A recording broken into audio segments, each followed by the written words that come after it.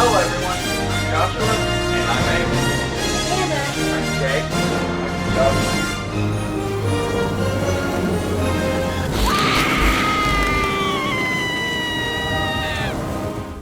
Hello everyone, Joshua Myers here, and today I'm going to be concluding my Back to the Future trilogy review series with Back to the Future Part 3 from 1990.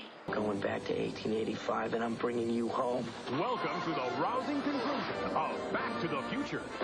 Doc's trapped in the past. What kind of a future do you call that? And there's only one man who can save him. What's your name, dude? Clint Eastwood. What kind of stupid name is that? Steven Spielberg and Robert Zemeckis present Back to the Future Part 3.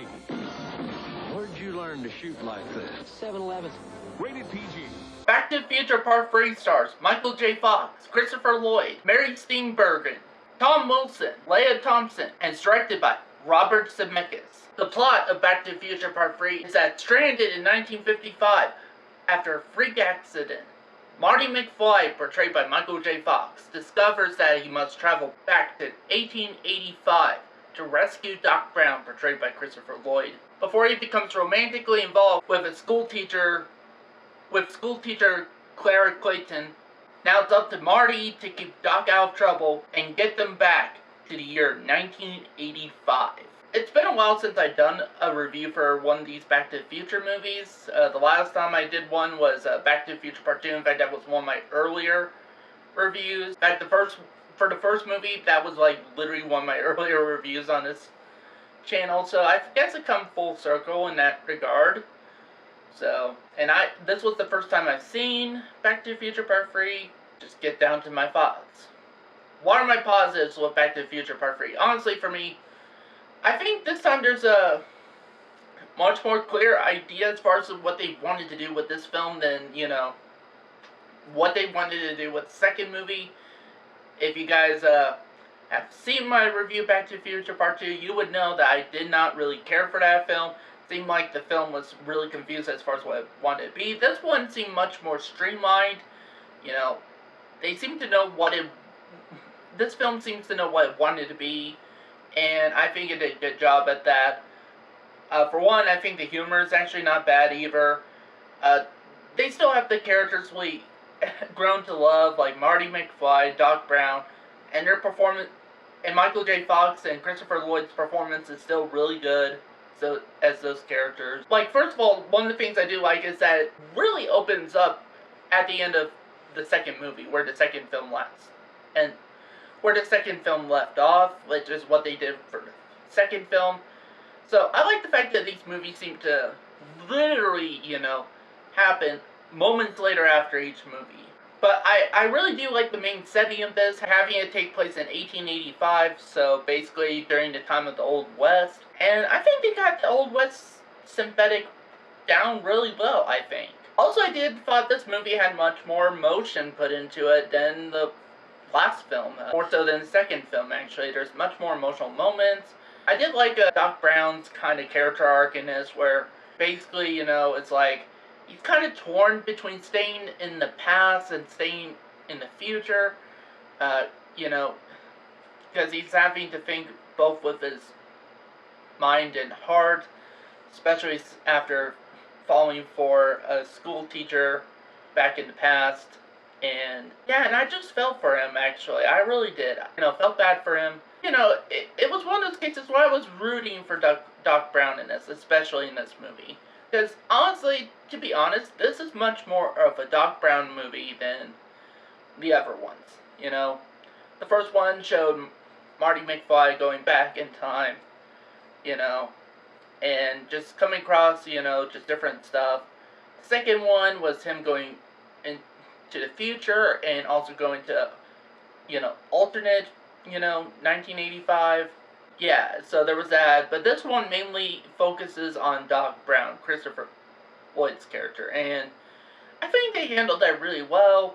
You got more insight into Doc Brown as a character in this, I think, and, there were some emotional moments with him in the movie, and there were times I did choke up a bit.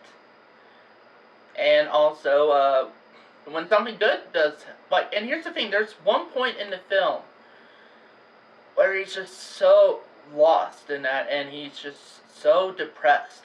I literally felt like, it was heartbreaking to see that.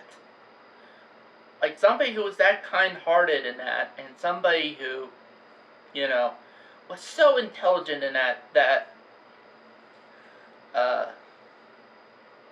to see somebody like that, somebody you got to basically know throughout 3 movies, end up really in that place.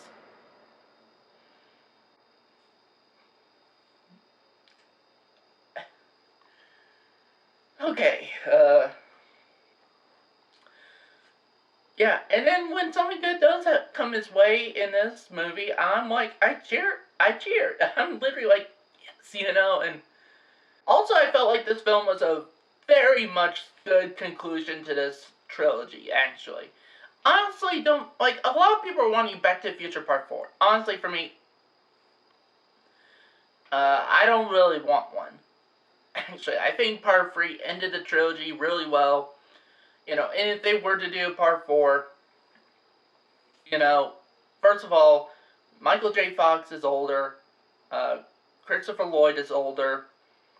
Knowing that, you have to consider Michael J. Fox having Parkinson's now. And knowing that, I mean, what else can they really do? At least as far as in terms that would make sense with the stories of the other films. What else can they really do? In fact, if you want to see Back to the Future 4, just get the Telltale game, That technically is Back to the Future 4, and I think it handled it very well. So, and they did brought back Christopher Lloyd to voice him. Like, they did brought back Christopher Lloyd to voice Doc Brown in there, and that, so yeah, go check that out. That's your Back to the Future 4. But for me, I don't want to see a Back to the Future 4 movie. I don't. I think this was a proper conclusion. Also, the music's pretty good too, like the composing and that. Actually, again, I thought Robert Zemeckis did a better job with this one than the second one as far as direction, story, just all that stuff. Also, the action sequences are actually really good and actually suspenseful too. Like, there's times I was like on the edge of my seat. Also, the pacing of this film is pretty good too. This film is almost 2 hours long and it did not feel like that. Like, it seemed to fly by pretty quickly. Also, I do like the new characters they throw at. Like, for example, I liked, Doc Brown's love interest in this film, actually.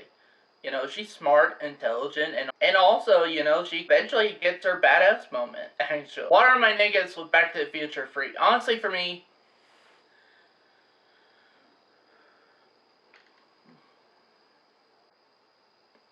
I can't think of any.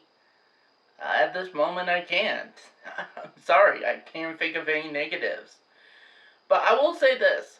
This film was not as good as the original, but, it's a pretty good follow-up. Like, it's like a much better sequel than Back to the Future 2, so with that out of the way, let's get to my rating. So with that said, I'm going to give Back to the Future Part 3 a 4 out of 5 stars. Honestly, I think this is on par with the first movie, actually. It has the same charm, it has, in fact, I don't know, like, yeah, I just think it's as good as the first one. And plus, I think it wraps up the whole trilogy really well, to the point where, again, I don't think there should be a Back to the Future 4, especially not at this point. I think if they were to have done a Back to the Future 4, they should have done that, like, in the late 90s, maybe at the most early 2000s. But again, if you want a Back to the Future 4, go check out the Telltale game, Back to the Future the game. It practically is Back to the Future 4. It takes place after the third one. So I'd highly recommend that instead. For some reason, this was an emotional review. I'm sorry. It just kind of was, for some reason. But, I mean, I guess that's it. We're done with the Back to the Future films now. I'm probably going to do my ranking of the Back to the Future trilogy, so make sure to look out for that. So that's it for this review. Thank you guys for watching, and see you next time.